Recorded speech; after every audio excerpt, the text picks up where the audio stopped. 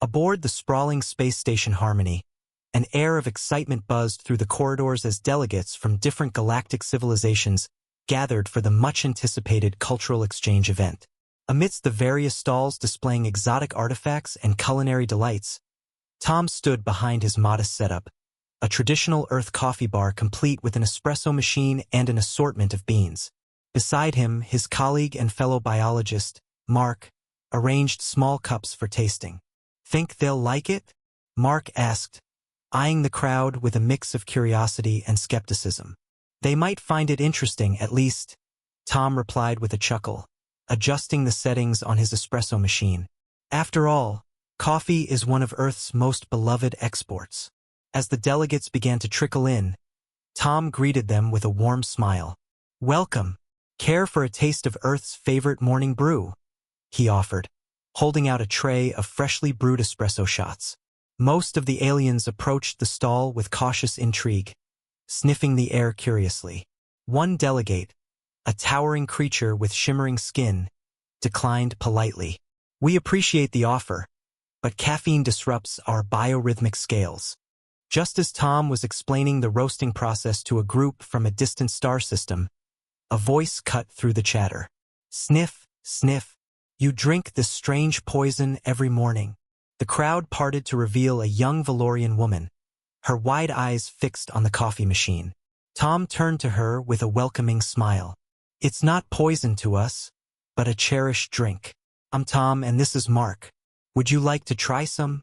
The Valorian, Lyra, stepped closer, her expression a mix of horror and fascination. "I am Lyra. On Velair, this is classified as a toxic substance. It's shocking to see it consumed so casually." Mark laughed, handing her a cup. "It's quite safe for humans. Here, smell it. Just a sniff won't hurt." Lyra tentatively brought the cup closer, her nose twitching. "It smells robust, complex," she admitted, her tone softening with curiosity. Encouraged, Tom explained, "Each region on Earth produces beans with different flavors. This one's from Colombia. Notes of chocolate and nuts." Fascinated despite herself, Lyra accepted a small sip. Her face puckered initially, then relaxed. "It's bitter, yet oddly invigorating," she mused, her initial shock giving way to intrigue. Seeing an opportunity, Tom elaborated on the cultural significance of coffee. "It's more than just a drink for us. It's a ritual, a way to connect and share moments." "How about Velair? What's a common beverage there?" Lyra, now somewhat at ease, began to describe a traditional Valorian drink derived from a native plant. "It's very different, sweet and calming, used in many of our ceremonies." Mark, taking notes, suggested, "Maybe we could arrange a trade of sorts, samples of our drinks for analysis and enjoyment?" "Yes, I'd like that," Lyra agreed, smiling genuinely for the first time. "It could help our species understand each other better." As the crowd around the stall grew, more delegates joined the conversation, drawn by the strange Earth beverage and the even stranger sight of a human and Valorian discussing potential exchanges.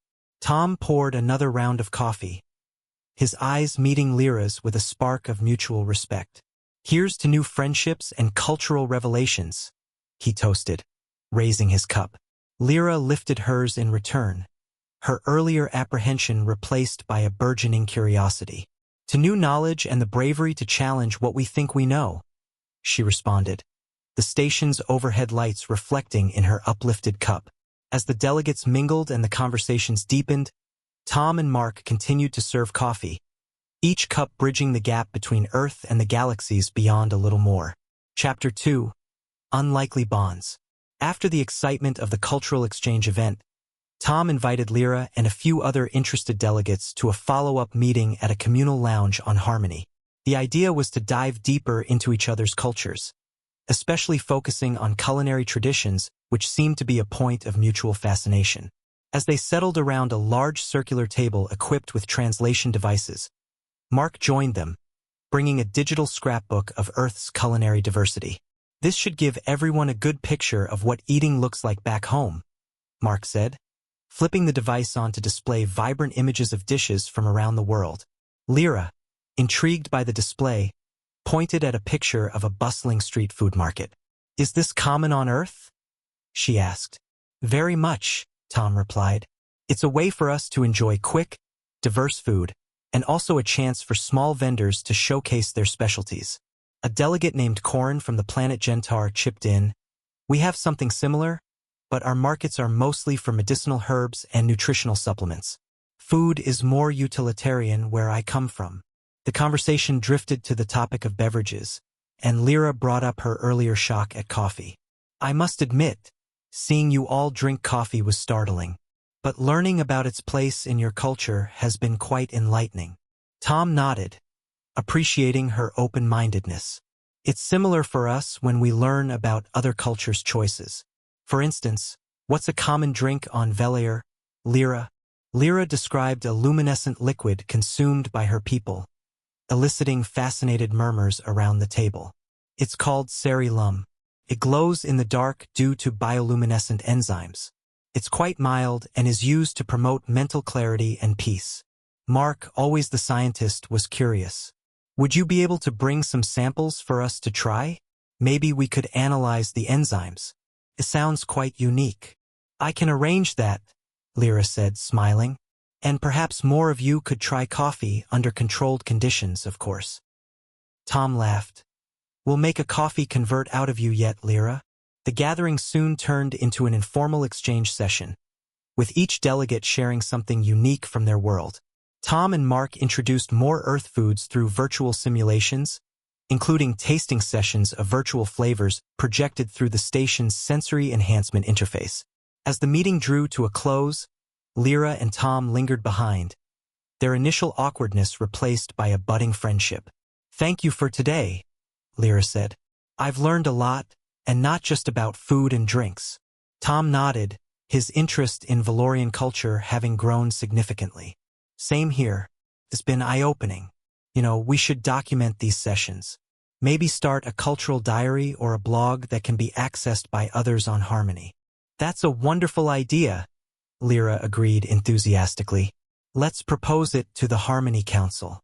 It could serve as a resource for future cultural exchange programs." They agreed to meet again, this time with the intention of drafting a proposal for their cultural diary project. As they left the lounge, the lights of Harmony dimmed to simulate night, casting a soft glow that mirrored the serene feeling of new understanding and friendship that had begun to bloom between them. Chapter 3. A Taste of Earth. 2 days after their initial meeting, Tom and Mark invited Lyra to join them for a more immersive Earth culinary experience. They'd gained permission to use a section of the Harmony's communal kitchen facilities, where Tom planned to demonstrate several Earth recipes, without the complex substances that might harm alien biology. As they set up, Mark joked, "Think she'll handle chili peppers any better than coffee?" Tom smirked, slicing vegetables with practiced ease. "Not a chance. But I'll keep the heat low, baby steps." When Lyra arrived, she looked curious but cautious. "What are we preparing today?" she asked, gazing at the array of colorful ingredients spread across the counters. Mark stepped in to explain. "We're starting with something mild, pasta. Wheat-based noodles served with a variety of sauces and herbs. It's a simple, common meal on Earth. And it's safe for non-humans," Tom added. "We've tested the components, so no surprises this time." Lyra leaned closer to the ingredients, her eyes flickering over each item. "Pasta. That's the long, ribbon-like strips?" She picked up a strand of dry spaghetti and turned it in her hands. "It feels sturdy, almost like a thin metal wire." "Wait until it's cooked," Tom said, already boiling water. "It softens up and becomes really easy to eat." As the water reached a rolling boil, Tom carefully dropped the noodles in while Mark prepared the sauce. "Lyra, you might like this," Mark said, holding up a jar of crushed tomatoes. "These fruits are tangy and slightly sweet." "Fruits? They look more like—" She paused, seeming to struggle for a translation. "Berries," Tom suggested. "Some Earth languages call them that." Lyra nodded. "Yes, berries. So, you crush them into a paste and heat them up." "Exactly. Mark said, stirring the pot of sauce. Then we season it with salt, herbs, and a little olive oil.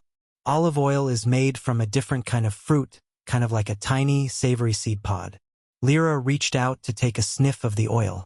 This smells smooth, rich. Great description, Tom said, setting plates on the counter. It's the base for a lot of our cooking.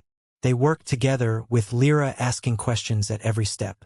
Mark showed her how to add herbs and taste the sauce.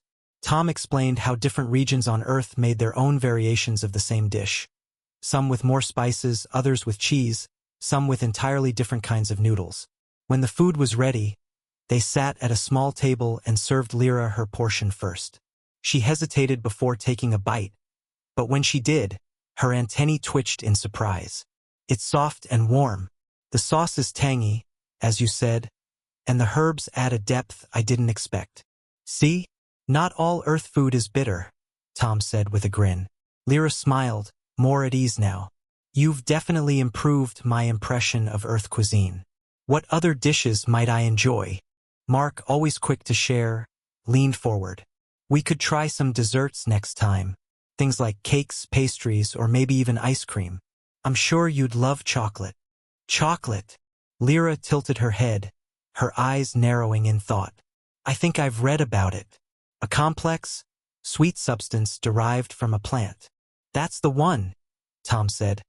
Reaching into a small bag, he placed a wrapped piece of dark chocolate in front of her. Go on, try a piece. It's safe. Lyra unwrapped it cautiously and placed a small piece in her mouth. Her expression went through several changes, curiosity, then delight. This is wonderful. It melts and coats the mouth. We have nothing quite like it on Velair. I knew you'd like it, Mark said, laughing. Who doesn't love chocolate? They spent the rest of the meal discussing other Earth traditions, with Tom and Mark sharing stories of their hometowns, family gatherings, and cultural festivals. Lyra, in turn, described Valorian celebrations, luminescent night festivals, serene meditation ceremonies, and large community feasts. By the end of their meal, Lyra seemed much more comfortable around the two men. Thank you for this experience, she said. I feel as though I'm starting to understand Earth's culture, even if only a little. It's mutual, Tom replied. You've opened our eyes to how much variety there is out there. It's amazing what you can learn just by sharing a meal. Lyra nodded. I look forward to our next culinary adventure. Perhaps we can alternate. One day, you show me Earth food, and another day, I'll bring something from Velair. I'm all for it, Mark said, standing to clear the plates. We'll need to be careful with those glowing drinks of yours, though. Some of us aren't ready for alien bioluminescence in our stomachs. Lyra laughed, a musical, light sound. Then we'll start small. A sip, just as you did with the coffee. Tom and Mark exchanged a grin, already anticipating what Lyra might bring next time. The cultural exchange they'd started was no longer just a station event. It had become a personal journey, one shared bite at a time. Chapter 4: The Science of Intoxication. In the quiet of Harmony's research lab, Tom and Mark set up their equipment under the ambient glow of the station's bioluminescent ceiling. Lyra, standing nearby, watched their preparations with interest. Mark glanced at her and chuckled. I never thought I'd be running chemical analysis on Valorian drinks. But here we are. Lyra raised one of the small vials she'd brought, holding it up to the light. Cerilum isn't just a drink. It's part of our rituals. Calms the mind, sharpens the senses. Many Valorians find it essential to meditation. Tom carefully arranged a set of diagnostic probes. Sounds a bit like our relationship with coffee, he said, smiling. Some humans can't start their day without it. Except coffee makes you more alert, Lyra countered, tilting her head. Cerilum does the opposite, it soothes. It's fascinating that we rely on such different substances to shape our mental states. Mark pointed to a nearby scanner. Why don't we start with the spectral breakdown? We'll see what's inside this glowing wonder of yours. Lyra handed him the vial. As she did, her fingers brushed against his, and she hesitated, quickly withdrawing her hand. Careful. It's potent. We'll handle it with care, Mark assured her, placing the vial into the scanner. As the machine hummed, Tom pulled out a data tablet. While that's running, I'd like to know more about how you harvest this stuff. You said it comes from a bioluminescent fungus. Yes, Lyra replied. It grows in our planet's cavernous regions. The glowing effect comes from enzymes that convert certain light wavelengths into a soft, blue-green radiance. Mark glanced at the display screen. Well, the first scan shows no immediate signs of toxicity to humans. The enzymes seem to be stable, not volatile. Lyra looked relieved. Good. That means we can proceed carefully. If we mix it with small amounts of compatible substances from your world, we might create something new. Something beneficial for both species. Like a hybrid drink? Tom asked, intrigued. I can see it now. Earth-Valorian fusion beverages, served in cafes across Harmony. Mark laughed. Let's not get ahead of ourselves. First, we need to see how it interacts with common Earth compounds. As they worked, the three of them fell into an easy rhythm. Mark and Tom shared their knowledge of Earth's chemistry, while Lyra contributed insights into Valorian biology. The more they collaborated, the more their initial differences seemed to fade.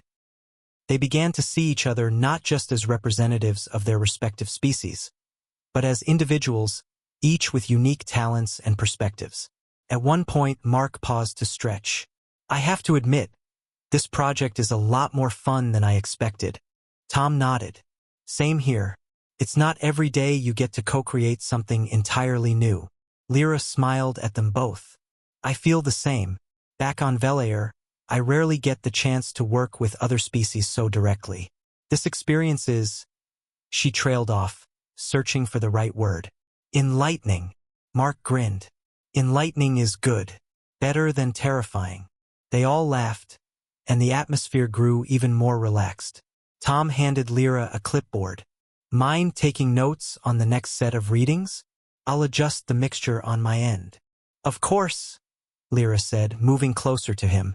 Their shoulders nearly touched as they worked together, their conversations becoming increasingly fluid, even playful. After a few more tests, they decided to take a break. Mark grabbed a tray of Earth snacks from a nearby counter, simple crackers and cheese, and brought it over to the workstation. Time to refuel, he said, offering the tray to Lyra. She took a cracker and nibbled on it thoughtfully. This is simple but pleasant. You humans have a way of finding joy in the small things. Tom, chewing on a piece of cheese, nodded. Food, drinks, shared moments. They're what connect us. Working together like this, sharing knowledge and laughter, it makes the universe feel a little smaller. Lyra's gaze lingered on him for a moment before she smiled. I'm starting to understand why humans value coffee so much. It's not just the flavor or the effect. It's the tradition behind it. The way it brings people together. And maybe one day Cerilum will be the same for us, Mark said, leaning back in his chair. A drink we can all share, whether we're from Earth or Velair. As the lab's ambient lights dimmed, signaling the late station cycle, they packed up their equipment and stowed the samples. Though they were tired, the three of them felt an unusual sense of satisfaction. They'd started out as strangers from distant worlds, but the work they'd done together had begun to forge a bond, one rooted in curiosity, mutual respect, and a shared purpose. Chapter 5. Diverging Worlds, Converging Hearts. The botanical gardens on Harmony were a tranquil, open space filled with carefully curated flora from across the galaxy. Tom and Mark often came here to unwind after long days of research, appreciating the mix of Earth plants and alien vegetation that created a unique, serene atmosphere. That day, they had invited Lyra along, hoping to show her a piece of home while exploring more about her culture. It's surprisingly lush, Lyra said as they strolled down a winding path, her fingers brushing against the tall fronds of a blue-green fern. I expected something more artificial on a station this large. That was the goal, Tom explained, walking beside her. Harmony's designers wanted this to feel natural, like a little slice of each represented world. Some of these species would never survive together back on Earth, but with controlled temperature and light, it works. Mark, walking slightly ahead, stopped at a cluster of vivid red flowers. These are from South America, I think. Birds on Earth help pollinate them. Pretty neat when you consider it. Lyra bent down to examine the blooms. On Velair, our plants rely mostly on wind or bioluminescent insects. But these, she touched one gently, are beautiful. It's almost like they're inviting you to look closer. Tom couldn't help but smile. That's kind of the point. Earth plants evolved to attract attention. Pollinators, animals, even humans. We've always been drawn to bright colors and interesting shapes. They continued through the gardens, stopping now and then to compare notes on their planet's ecologies. Lyra shared stories of Velair's cavernous forests and the way their plants adapted to low light. In turn, Mark described the Amazon rainforest and how its dense canopies were teeming with life. After a while, they came to a quiet clearing where benches circled a small fountain. The three of them sat down, letting the soft hum of the water fill the silence. You know, Lyra said thoughtfully, our worlds have such different environments, yet we're all here, sharing this space. It makes me wonder how much more we have in common if we look beyond the surface. Tom nodded. It's a good reminder that life, no matter where it starts, finds ways to adapt. And when we meet new people, like us meeting you, it's like rediscovering how diverse life can be. Mark grinned. Even if we don't have glowing drinks or underground forests, we've got coffee, chocolate, and now a whole bunch of new questions about Velair's plants. Lyra laughed softly.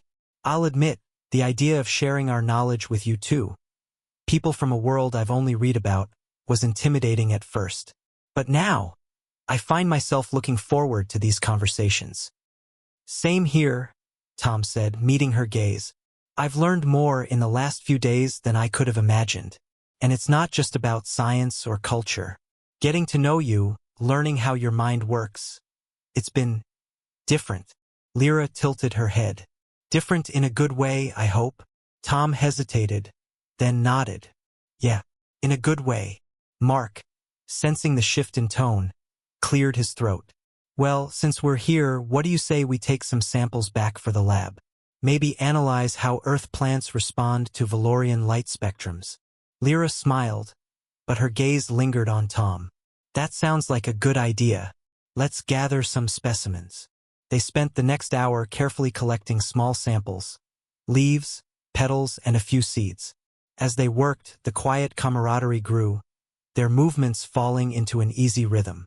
Mark made jokes about some of the stranger-looking alien plants, while Lyra occasionally teased Tom about his enthusiasm for simple Earth flora. By the time they finished, they had a small collection of specimens and a shared sense of accomplishment. As they walked back toward the main station, Tom found himself walking a little closer to Lyra. Her presence felt natural now, her laughter and insights something he looked forward to hearing. The gardens, with their mix of Earth and alien life, had become more than a research site. They had become a place of connection. And while they still had work to do, tests to run, papers to write, and cultural exchanges to plan, Tom couldn't help but feel that these quiet moments, surrounded by life from across the stars, were just as valuable. They were building something together, something new and uncharted. And he found himself eager to see where it would lead.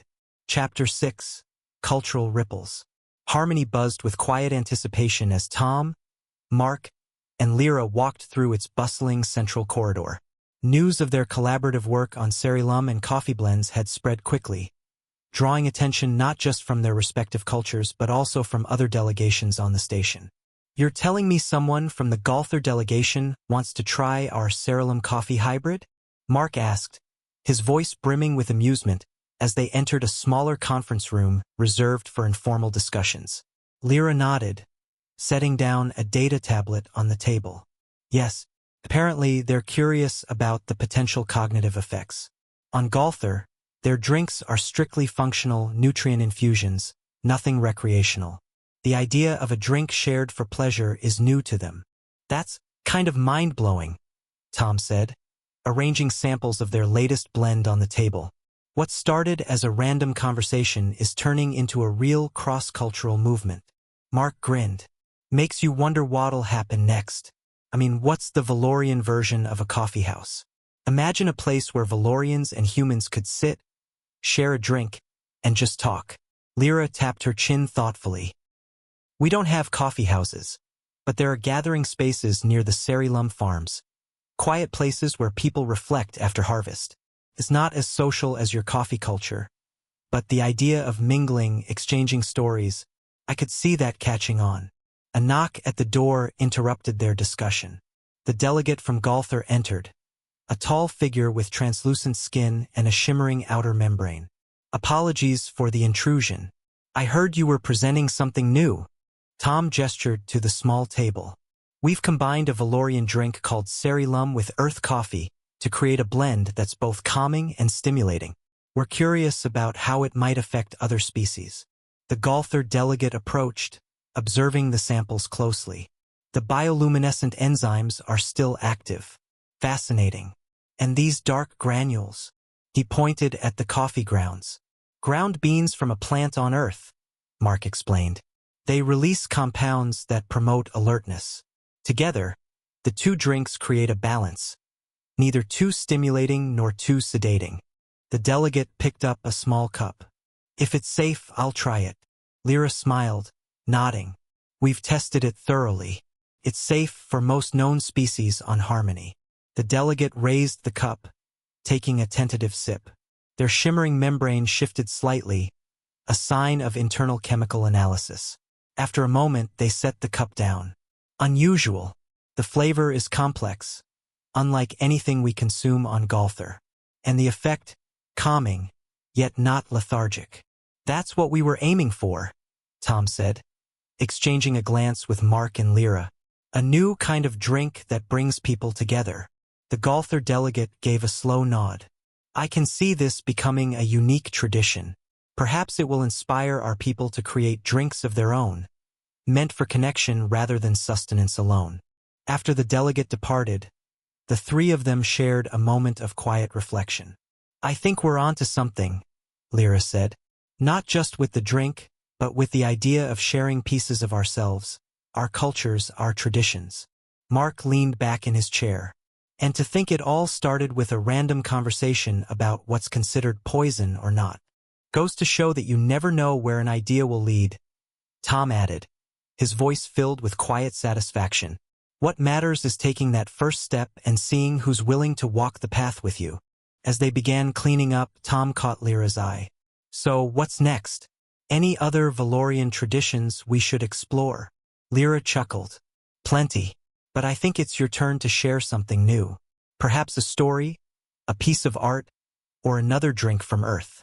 Challenge accepted, Tom said with a grin. Let's keep this exchange going. Chapter 7. Harmony amidst discord. The conference room on Harmony buzzed with low chatter as representatives from several species filtered in. Tom and Mark stood near the front, arranging their presentation materials while Lyra adjusted the projection display. Today's symposium wasn't just a casual gathering. It was an opportunity to present their ongoing collaboration to a wider audience, in hopes of sparking further cultural exchanges across the station. I didn't expect so many people, Mark murmured to Tom as he set a small display of their Cerilum coffee hybrid on the podium. Tom glanced at the growing crowd. It's a good sign. It means people are curious. Let's hope that curiosity leads to something positive. As the room filled, Lyra stepped closer. You both seem nervous, she said quietly, her antennae angling slightly toward them. Mark smiled wryly. You think? I'm not exactly used to speaking in front of an interstellar crowd. You'll do fine, Lyra reassured him. Just remember to speak from your experience. Share what we've accomplished together. When the symposium began, Tom introduced their project, explaining the origins of their collaboration. How a simple conversation about coffee and Cerilum had led to this unique blend. He highlighted the importance of cultural understanding, emphasizing that the drink was only a starting point. By learning from each other's traditions, Tom said, we've created something new, and in doing so, we've grown closer, not just as colleagues, but as people. Mark took over, detailing the scientific process. He displayed charts showing the biochemical compatibility between human and Valorian metabolisms, and how their blend balanced stimulation and relaxation. What we found, Mark concluded, is that when we work together, we create something neither of us could have achieved alone. Lyra's segment focused on the cultural impact. On Velair, we use Cerilum to reflect, to connect with our inner thoughts.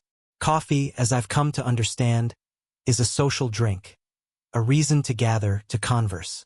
By blending these two traditions, we've found a middle ground that represents the best of both. As she spoke, Tom couldn't help but admire the way she carried herself. Calm, confident, and passionate about their shared work. Her words resonated with the audience, who responded with attentive silence and occasional nods. When the floor opened for questions, delegates from various species expressed both interest and skepticism. One representative from a reptilian species asked, "What guarantees do we have that this exchange won't compromise our own traditions?" Mark responded, "We're not looking to replace anyone's culture. This is about learning and sharing. If anything, our hope is that by seeing how two very different worlds can come together, others might feel inspired to try similar collaborations." Another delegate, a tall being with a crystalline exoskeleton, asked, "What steps will you take to ensure this remains a cooperative effort and not a commercialized product?" Lyra addressed this concern. "Our goal is not profit, but understanding. We're documenting every step of our process, making it available to anyone who wishes to learn. This is about fostering mutual respect and curiosity, not creating a commodity." The discussion continued for some time, with questions shifting from caution to curiosity. By the end of the session, many delegates expressed interest in conducting similar experiments, sharing their own cultural practices, and even proposing future joint events. As the room began to empty, Tom, Mark, and Lyra stood by the podium, taking a moment to breathe. "Well," Mark said, running a hand through his hair, "that wasn't as bad as I thought it would be." "You did well," Lyra told him, a small smile playing at her lips. "Both of you did." Tom chuckled. "Thanks, but I think you were the real star. The way you framed our work, connecting the cultural and the personal, that made all the difference." Lyra's smile widened, her eyes meeting Tom's. "It's easy to speak from the heart when the work truly means something, and it does to all of us." Mark, sensing the moment, clapped Tom on the shoulder. "Well, I'm starving. How about we hit the mess hall? We can celebrate a little before getting back to work." "That sounds perfect," Tom agreed. "Lyra, sounds good to me," she replied, her gaze still lingering on Tom. As they left the conference room, the three of them couldn't help but feel a quiet sense of satisfaction. They had faced tough questions, shared their vision, and found others willing to listen. Together, they had taken another step forward, building not just a project, but a connection that went beyond their individual worlds. Chapter 8: Legacy of the Star-Crossed. Tom leaned on the railing of Harmony's observation deck, gazing out at the vast, glittering expanse of space. Stars dotted the darkness like tiny beacons, each one a reminder of how small their corner of the universe was. Beside him, Mark stood quietly, his hands tucked into his pockets as he took in the same view. The two men had worked together for months now, learning from each other and from Lyra, whose insights had changed both their perspectives. "I still can't believe how far this all came," Mark finally said, his voice soft in the stillness. Tom chuckled, shifting his stance. "Tell me about it. A random chat about coffee and Cerilum, and now we've got delegates from half the galaxy talking about cultural exchanges." Mark smirked. "It's not just us, though. Lyra's been the key to it all." "Yeah," Tom said, nodding slowly. "She's incredible. The way she looks at the world, how she approaches problems. It's different from how we think, but that's what makes it work." Mark turned his head slightly. "And it's not just professional, is it?" Tom hesitated, then shook his head. "No, it's not." Mark leaned on the railing next to him. "You know, I always thought these cross-species connections would stay professional. But watching you two, it's clear this is something real." Tom didn't respond immediately, just kept staring out at the stars. Then, after a long pause, he said, "It's complicated. She's from a completely different world with a different way of life. But somehow, when we talk, when we work together, it all just fits. Mark nodded. Complicated doesn't mean impossible. If anything, it's the complicated stuff that's worth it. They fell silent again, the quiet hum of the station their only accompaniment. After a few minutes, they heard the soft sound of footsteps behind them. Turning, Tom saw Lyra approaching, a faint smile on her face. "I hope I'm not interrupting," she said, her voice light. "Not at all," Tom replied, motioning her over. "Just taking in the view." Lyra stepped up beside him, her gaze following his to the stars beyond. "It's beautiful. No matter how many times I see it, it never loses its wonder." Mark gave her a teasing smile. "Careful, or Tom will start waxing poetic about how the universe is one big coffeehouse." Lyra tilted her head, looking intrigued. "That's an interesting metaphor." Tom chuckled. "Mark's not wrong. In a way, this station is like a massive gathering spot. People from everywhere coming together, sharing ideas, drinks, traditions, and creating something new," Lyra added, finishing his thought. Mark straightened up. "Well, I'll let you two philosophize. I've got a meeting with the Golther delegation in 20 minutes. Don't let him get too poetic, Lyra."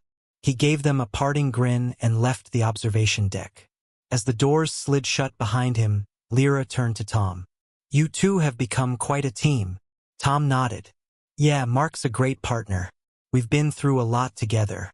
But—" He glanced at her, his expression softening. "This wouldn't have happened without you." Lyra's smile widened, and she took a step closer. "I could say the same about you, Tom. Meeting you and Mark, working with you, it's changed everything I thought I knew about other species. About humans." He hesitated, then asked, "And is that a good thing?" "Yes," she replied firmly. "It's a very good thing." They stood there, side by side, watching the stars. The silence between them was comfortable, filled with the weight of unspoken thoughts and the warmth of shared experiences. After a while, Lyra looked up at him, her expression thoughtful. "Do you ever think about what's next?" she asked. Tom considered the question carefully. "All the time. There's so much more we could do. So many new projects, new ideas to explore. But honestly, what matters most to me is the people I'm working with. The connections we've made." Lyra's antennae twitched slightly, a sign of her emotions. "I feel the same. I never expected to find this kind of connection, especially not here. Not with someone from so far away." Tom met her gaze, the weight of her words settling between them. "It's not just about distance, though. It's about understanding, about seeing things from a different perspective. You've taught me that. And you've taught me," Lyra said softly, "that differences don't have to divide us. They can bring us closer." He smiled, reaching out to touch her hand. She didn't pull away, and for a moment, they just stood there, hand in hand, the universe stretching out before them. "You know," Tom said after a long pause, "I think this is just the beginning. We've started something here, something good. And as long as we keep working together, who knows where it'll take us." Lyra nodded, her grip on his hand tightening slightly. "I'm ready to find out." Together, they watched the stars, the quiet promise of their partnership shining brighter than any light in the vast expanse.